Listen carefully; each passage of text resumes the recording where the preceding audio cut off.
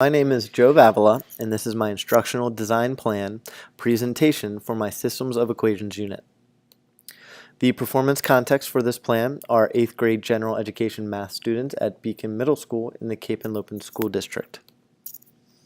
All instructional goals are aligned to the Common Core state standards. Our first goal is to introduce this concept before the administration of the state test, which I'll get into in a bit.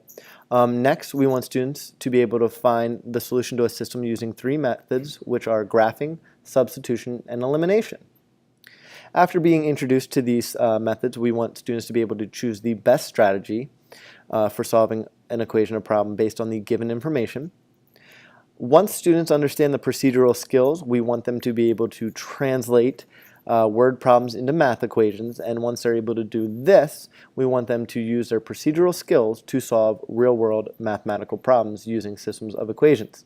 Notice the 5th goal is bolded and italicized because the ultimate goal of math instruction should be for students to solve real-world problems. So why was this goal selected? Well, our students at Beacon Middle School have traditionally done very well on state testing, but there's always room for improvement. Recently, when looking at state test data, we noticed a relative weakness for 8th grade general education students when compared to their 8th grade counterparts in the area of systems of equations. After discussion with curriculum leaders and other teachers, we decided that this was not a student issue but a curriculum issue, since systems is typically introduced after state testing. Now, the reason for this is systems is one of the largest units and most difficult ones for students, and they need the prior skills learned in this grade level, in 8th grade, in order to have success with the unit. But we thought if we moved a few things around a little bit and that this was more of a focus for the state testing, that we could shift a few things around, and we needed to make sure that we had this instruction and students learn this concept before taking the test. Next, you'll see my goal diagram. If you look at the goal on this at the top, it says students will be able to find the solution to a system of equations using elimination. Now, although I want students to know all 3 methods, after conversations with students and my peers, we found that students have the best success when using the elimination. So if there was ever a time crunch where I only had to use one method, it would be elimination.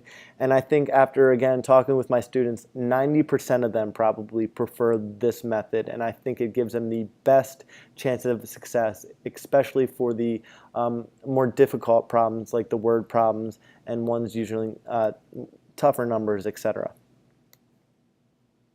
So our instructional strategies for this plan will include teacher-created instructional screencasts. I started using screencasts this year because I noticed an issue with guaranteeing quality instruction to students when they miss class.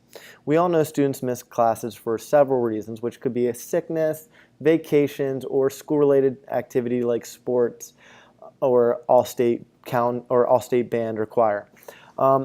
It's really difficult to sit down with kids the next day and get them the instruction they need because you have a full class of other students and the management issues that arise from that. So one of my solutions to this have been creating screencasts. The student feedback has been really positive. They like being able to re-watch the video, being able to pause the video. And for me, it's been great that when students say, hey, what did we do yesterday? I can say, hey, grab your iPad, which we are now 1-to-1 in the 8th grade. Very excited about that. And they can pull up our class Schoology course, and they can find the instructional videos and kind of have access to the same quality instruction that their peers did. You'll also notice here it says whiteboard activities galore. I love using whiteboards in my class. I have a bunch of different activities and strategies that I use with them. The reason I like whiteboards is because students find them very engaging. You replace pencil and paper with a whiteboard and marker and they're ready to work. But I also like it because it allows me to see what everybody's doing. It holds the kids accountable because they see their peers getting answers and they know they can't just sit back with a blank whiteboard. I also like it because I can give specific and immediate feedback to students. I've done the comments on homeworks and stuff. They never seem to read that. They want the feedback right then. They want it in the moment, and that's what using whiteboards allows me to do. Other instructional materials for this include a free graphing calculator app on the iPads. It's great. It has many of the functions of a TI-84 calculator, which you'll also see on this list, except for it's free. And now that they have one-to-one iPads, I want them all to use this next year. I will also use a smartboard as well as my GoMath, which is a curriculum that I'm piloting, which has differentiated practice worksheets. I like this because it has worksheets for students well below, at the grade level, and also above grade level. And it also has resources for English language learners as well. Of course, there's also going to be teacher-created practice problems that we will use, and our school-wide emphasis on Cornell Notes. So that's how I will have students take notes from the screencast and other instruction that we do in class. Assessment examples involve entry skills assessment. I will use this to assess prior knowledge, and I will give intervention to any student that shows some weaknesses that we need to make sure we address before starting the unit. After each lesson, I like to do a little checkup quiz to see who gets it and who doesn't. Again, it allows me to offer some intervention and additional feedback to these students. Here's whiteboards again. I love it. Immediate feedback. I can tell them, hey, you understand the concept, but you are making a mistake with adding integers, or you combine like terms when you tried to combine these two terms, but they weren't like terms, etc. Of course, there's always a homework, classwork, performance tasks, and the summative post-test. Here is an example of 4 word problems that were on the assessment I gave this year. Besides these real-world problems, there are also going to be a few procedural skills questions, as well as at least one error analysis question. I like using error analysis questions because it involves higher order thinking skills, and I feel that if students are able to see what mistakes are typically made and correct those mistakes, they'll have a better conceptual understanding of the topic. So was the plan successful? Ooh, the ultimate question. I will use post-test data as well as student discussion and also conversations with my colleagues. But then ultimately the state test results. Our school does pay attention. There's a lot of members in the community that wants to see how well students did. And again, we do well on this, but I want to see, do we improve? Is there room for improvement? And so I will ultimately look at the state test results, especially in the area of expressions and equations for the standards selected at the beginning to see, hey, did this work or not?